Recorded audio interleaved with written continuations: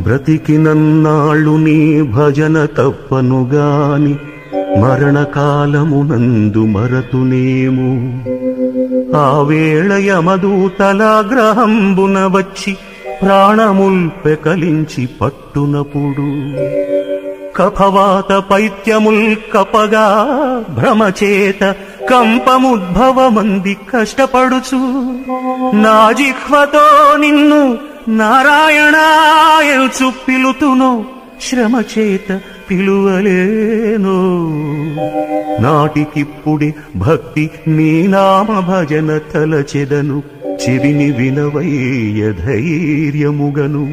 భూషణ వికాస శ్రీధర్మపుర నివాస దుష్ట సంహార నరసింహ దురిత దూరా